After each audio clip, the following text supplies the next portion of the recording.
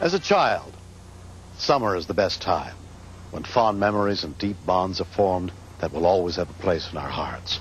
For 13-year-old Patrick Mizell and his close friends, August 28th, 1993 is one summer day they will never forget.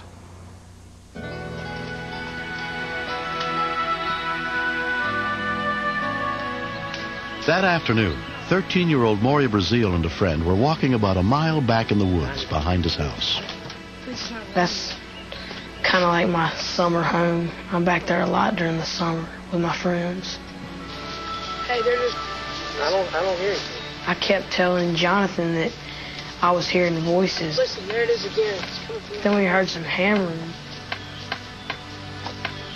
We figured somebody was building a fort. Oh, it sounds like myself.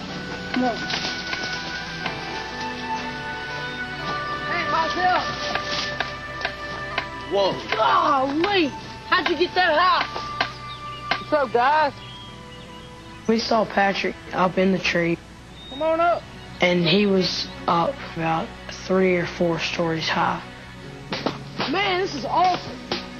I was amazed because I've never built a fort that high. 14-year-old Ben Boatler and another friend were helping Patrick build the treehouse. Me and Patrick are great friends. When'd y'all get here? We've been here for the treehouse is going to be a place where we can go and spend the night and have fun. Right, you bring anything out? We were talking about how awesome it was and how cool it was going to be when they finished. I think you're going to stop. Oh, I'm in the hall. Oh, my God! Patrick!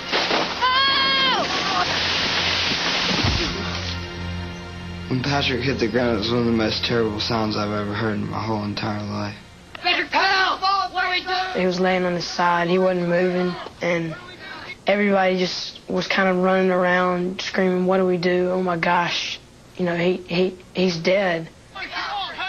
Ben and Patrick and I are all in the same Boy Scout troop, and I remember when we learned the first aid merit badge, they said the worst thing you can do is panic because that's the way a lot of people die. He's not breathing. He's not breathing. I knew not to move him because I could maybe paralyze him, but he wasn't breathing, so I had to put him on his back to lift his chin up to open his airway. But that didn't work, so I did a finger sweep. His tongue was in the back of his throat, and I pulled it out. He's breathing. He's breathing. His face was really pale. In Scouts, there was a rhyme that says, if their face is pale, lift the tail. If the face is red, lift the head. We gotta lift his legs up. Be careful, Maury. Maury said, lift his feet to make sure he doesn't go into shock. Go get help, hurry up! Run! I was really scared for him. I wasn't sure if he was going to live or not. Moment, emergency, what address? Within 15 minutes of the accident, one of the boys got to a phone to call for help. A mobile medic ambulance was immediately dispatched to the scene.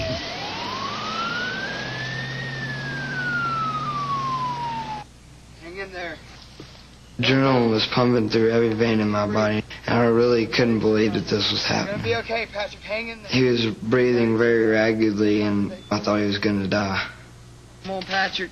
Me and Patrick are great friends, and I can't imagine him not being here anymore. Come on, guys! Hurry!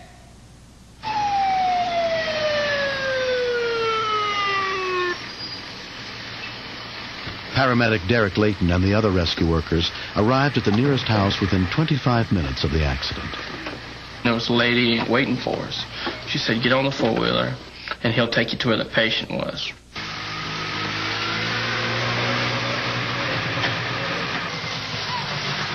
The woods were about 100 yards back, so I figured that we were going to be right behind the house.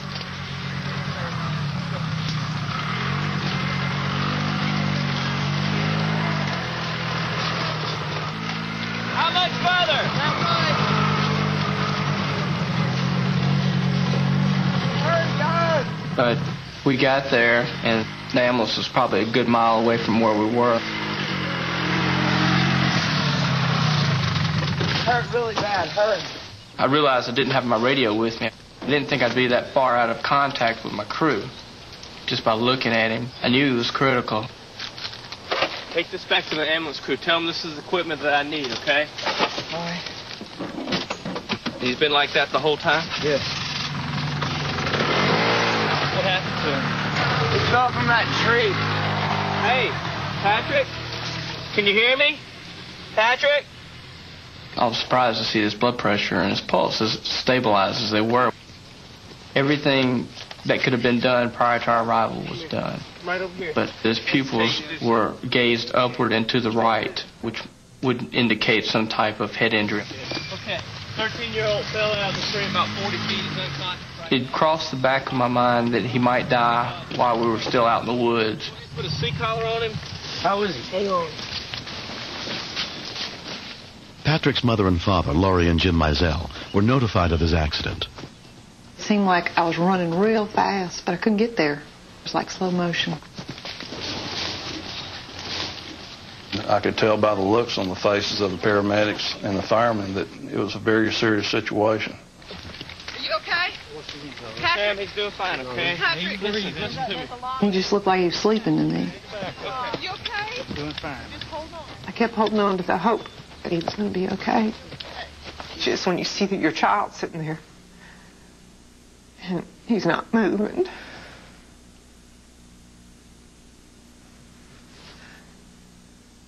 It's just kind of frightening.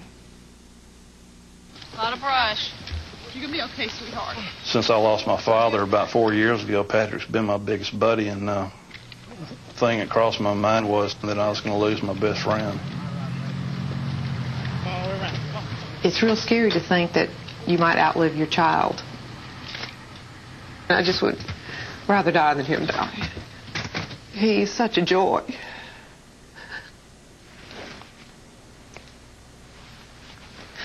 Such a sweet, good kid. That I just would miss him.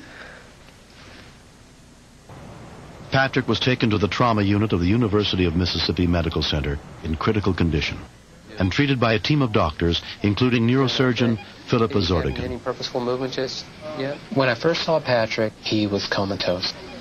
And he had sustained a punctured lung, but he hadn't broken either his neck or his back. He's had a real bad injury to the head. The bad news was that he had sustained a very severe head injury. We need to operate on. We were very concerned that he would either remain in a coma permanently or would not survive at all. You doing okay, sugar? How you doing, buddy? This your daddy. And we just kind of sitting there comforting him, telling him where he was, telling him what happened, so that if he could hear us, he wouldn't be scared to death. You need to go ahead and get well as soon as you can. The main thing I was worried about was that his state of mind was going to get bad and he was just going to give up. We got through that first night, and I kept telling him, this isn't good enough, Patrick. You got to show me your eyes. I just wanted him to wake up. There you go. Good. It's the first time that I saw his eyes. It was, it's like when you're looking at them when they're a little baby, and they look up at you and smile. Can you see anything? It's just a bunch of prayers that were answered. It's just an answer to a prayer.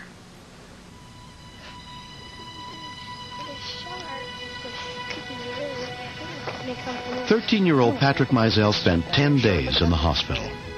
In the 2 months since the accident, he has made an amazing recovery. I think that Patrick was an incredibly lucky young man.